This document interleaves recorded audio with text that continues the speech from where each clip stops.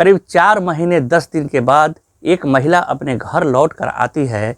दरअसल कुछ देर पहले ही उसके मुंह पर एक पट्टी बंधी हुई थी, साथ ही उसकी आंखों पर भी पट्टी बंधी थी, जिससे वह चीख न सके और देख न सके। घर पहुंचकर वह पूरी आपबीती बताती है और फिर परिवार वालों के साथ सीधे थाने पहुंच जाती है।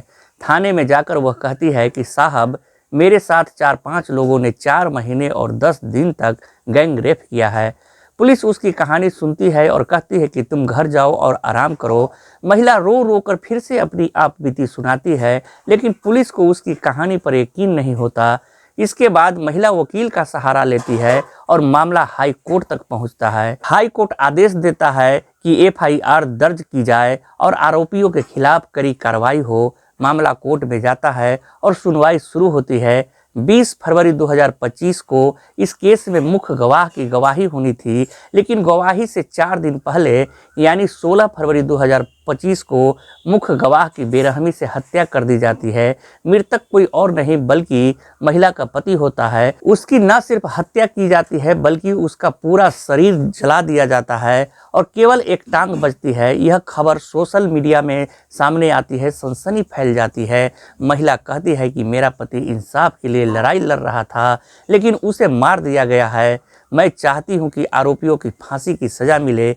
जैसे ही मीडिया इस खबर को प्रसारित करता है, लोगों की सहानुभूति महिला के प्रति बढ़ जाती है।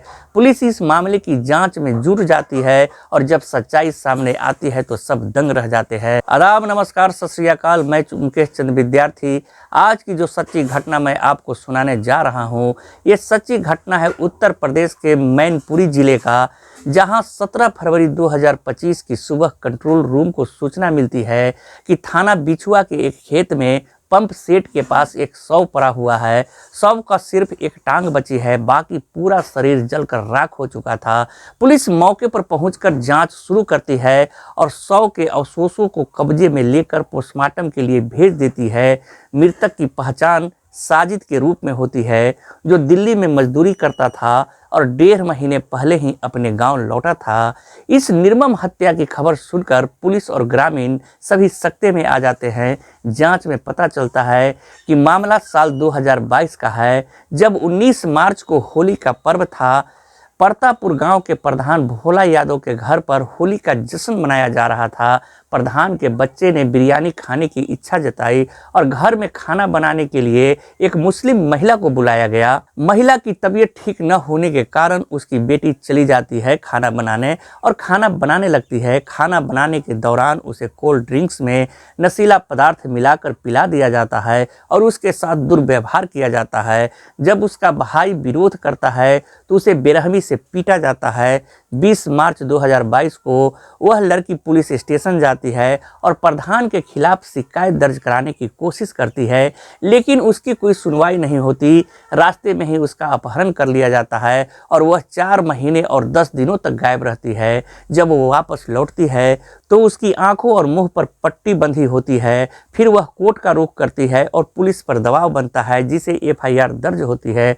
पुलिस जांच में जुट जाती है और साजिद खान की हत्या से जुड़े सबूत खंगालने लगती है। अब इस महिला जो साजिद की जो कॉल डिटेल निकलवाई जाती है, यानी कि सीडीआर निकलवाई जाती है, और सीडीआर के साथ साथ इसकी जो पत्नी होती है उसकी भी सीडीआर निकलवाई जाती है, यह देखने के लिए कि आखिर किससे बातचीत हुई थी, यहाँ यह घर से खेत पर कैसे पहुँचा, नाली तक कैसे पहुँचा, जो ये ट्यूबवेल है, पंप है, यहाँ तक कैसे पहुँचा।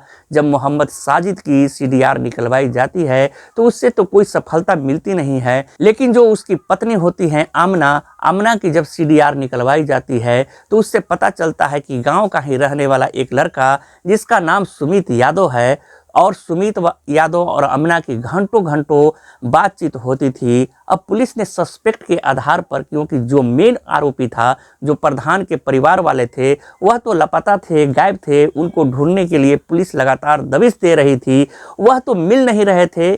आखिरकार पुलिस ने सोचा कि क्यों न सुमित को ही धर दबोच लिया जाए, उसी से बातचीत की जाए। शुरुआत में तो वह इसी बात पर अड़ा रहा, लेकिन जब दोनों के मोबाइल कब्जे में लिए जाते हैं और कब्जे में लेने के बाद जब इनकी रिकॉर्डिंग सुनी जाती है, क्योंकि मोबाइल में ऑटो कॉल रिकॉर्ड लगा हुआ था, जब ये बातचीत करते थे तो इनकी बातचीत में रिकॉर्ड हो जाती थी।